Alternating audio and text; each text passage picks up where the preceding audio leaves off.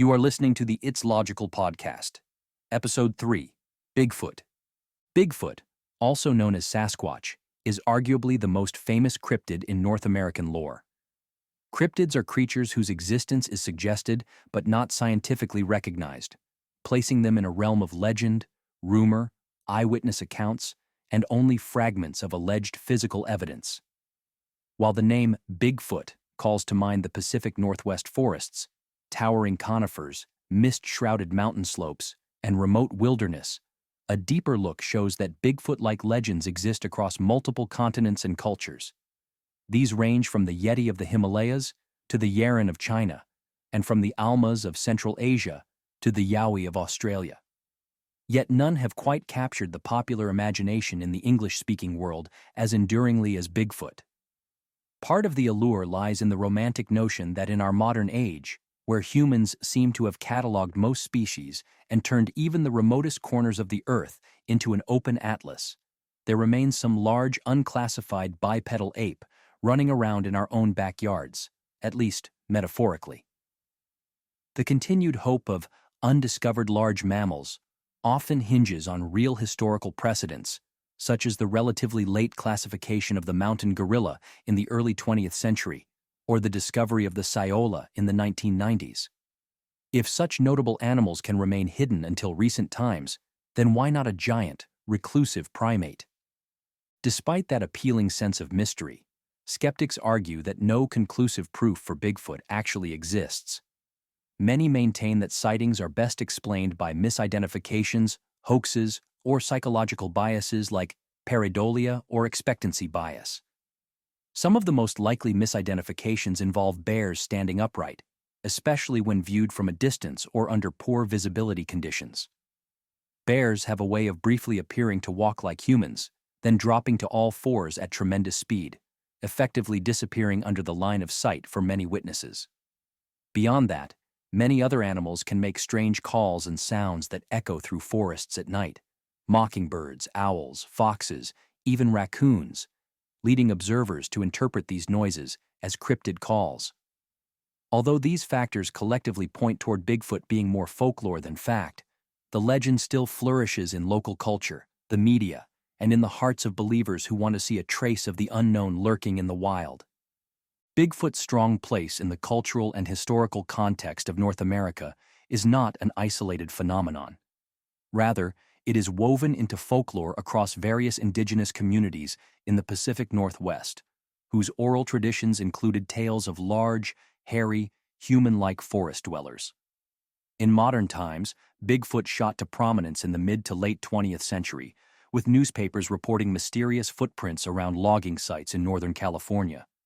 Photographs or plaster casts of these large footprints, sensational documentaries, and roadside attractions created a subculture of Bigfoot hunters and raised curiosity among the general public. Alongside genuine interest, however, came a wave of hoaxes, some relatively harmless pranks, others more elaborate attempts to fool scientists. The result was a landscape filled with claims, counterclaims, and a smattering of inconclusive evidence that never quite delivered the indisputable proof the scientific community demands. In exploring the arguments used to support Bigfoot's existence, it becomes clear that eyewitness accounts make up the bulk of the evidence, with individuals reporting encounters spanning from fleeting glimpses in dense forest to broad daylight sightings where they describe a tall, upright figure covered in hair. Footprint evidence, in the form of plaster casts measuring well above typical human foot size, has also been central. Some alleged footprints are noticeably detailed, showing toe impressions that enthusiasts argue are too nuanced to be hoaxed, though others have been exposed as fake wooden cutouts. Another class of evidence involves photographic or video proof, the most famous of which is the Patterson-Gimlin film from 1967. Much scrutiny has been devoted to analyzing every movement in that brief footage, with proponents pointing to seemingly visible muscle structure beneath hair, while skeptics suspect a cleverly executed costume. Meanwhile, hair or tissue samples said to belong to Bigfoot often turn out to be from bears, wolves, horses, or cows once they undergo laboratory testing. Although a few are labeled inconclusive due to degradation, scientists have never found clear, replicable DNA evidence of a new species.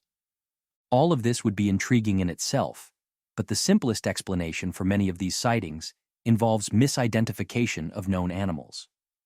Bears are especially significant in this regard, as they can stand upright for extended periods, surveying their surroundings, and can reach heights that rival or exceed an average adult human. Their physiology, which includes walking with the entire foot on the ground, can appear uncannily human from a distance. When startled, they may drop to all fours and bolt away at surprising speed. Many observers describe Bigfoot as vanishing into thin air, and one possible explanation is that a bear's rapid change in posture causes it to slip out of sight in thick undergrowth. The observer, still expecting to see a tall figure, fails to track the lower, faster outline of a running bear. In forests or mountainous terrain, line of sight is quickly lost, which can fuel the idea that an encounter involved something supernatural or more elusive than a mere bear. People also tend to confirm what they already believe. If a person hikes into remote woods, half expecting to see Bigfoot, their mental state might prime them to interpret any ambiguous shape or sudden sound as evidence of a cryptid. This is known as confirmation bias, where we selectively interpret information to match our expectations. Such bias can become magnified under stress or fear, conditions that often accompany confrontations with large animals in the wild. Some of the most compelling Bigfoot anecdotes focus on strange howls or shrieks at night, but nature is full of animals capable of producing uncanny noises. An owl's screech can be mistaken for a cry of something mythical. Foxes, raccoons, or even certain species of birds can mimic or approximate human-like noises that echo in the darkness. Likewise, the rhythmic knocking some people attribute to tree trunk drumming by Bigfoot can often be explained by woodpeckers, snapping branches, or even human activity carrying over a considerable distance in otherwise still air. Central to the Bigfoot mystery is the assumption that only a hominid would walk upright. Yet wildlife footage and documented cases show that goats, dogs, and even horses sometimes walk for short periods on two legs. Bears, in particular, have demonstrated the capability of sustained bipedal stances, especially if they're reaching for food or coping with an injury to the front limbs. Security camera footage of bears rummaging in suburban garbage cans while upright has occasionally circulated online, sparking rumors of Bigfoot-like creatures until wildlife officials identified the culprit. Though most of us are accustomed to seeing bears on all fours, the shock of witnessing an upright bear can lead to a hasty misinterpretation, especially if it's dusk or the surroundings are dense. Despite these mundane explanations, Bigfoot endures in the public mind. Part of the legend's appeal may be that it keeps alive the notion of undiscovered frontiers. Tales of Bigfoot sightings remind us that large tracts of wilderness still exist, that the line between known and unknown isn't as solid as we might think. The legend also resonates with those who believe in a spiritual or supernatural dimension, attributing Bigfoot with paranormal traits like telepathy, interdimensional travel, or camouflage powers that allow it to vanish at will. While such notions add to the overall mystique, they fall outside the scope of scientific standards for verifying a new species. Many who lean on science say Bigfoot remains theoretical, lacking the solid data necessary to move it from folklore into established biology. Typically, confirming the existence of a large mammal would require either a living or deceased specimen, unambiguous genetic material, or high-resolution photography or videography from multiple credible sources. Decades of searching have yet to provide these forms of evidence, despite dedicated individuals combing the wilderness with game cameras, drones, and other modern technology. The simplest conclusion is that Bigfoot sightings likely stem from bears, hoaxes, and human psychology rather than from an undiscovered primate species.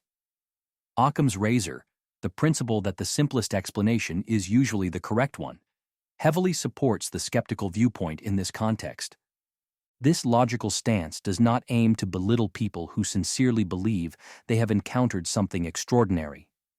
Anecdotal experiences can be powerful and deeply personal, and many eyewitnesses are convinced of what they saw.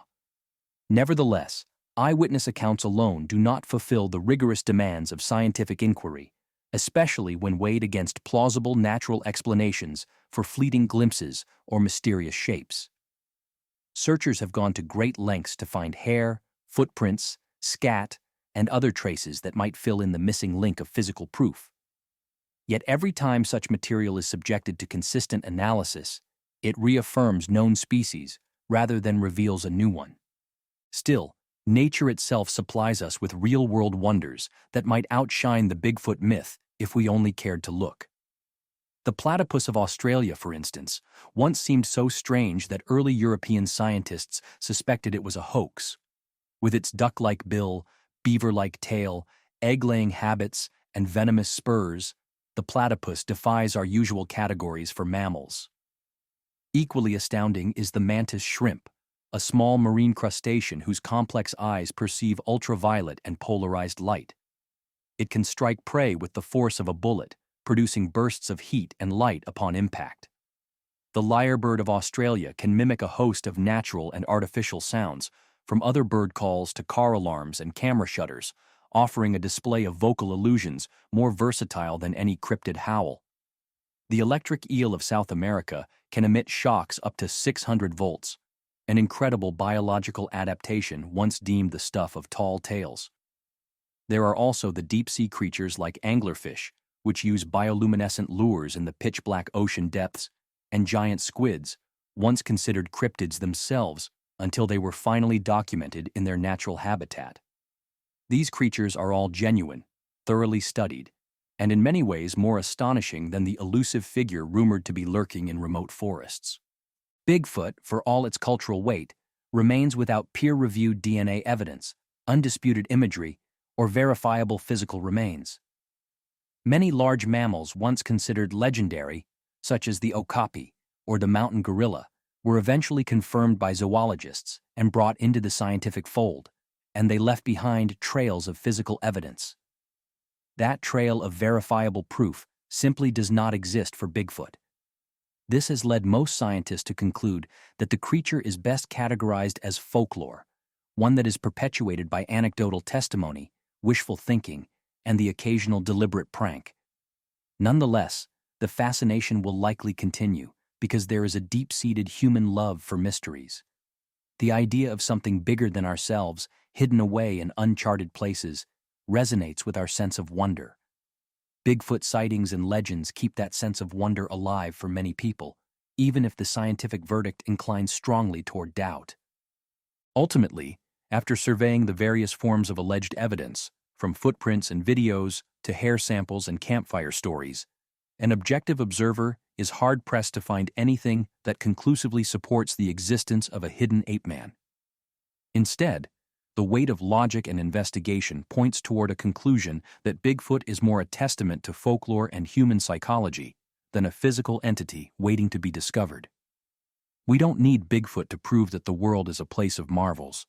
Our planet is already teeming with bizarre and spectacular creatures that rival or exceed any cryptid in both mystery and documented science.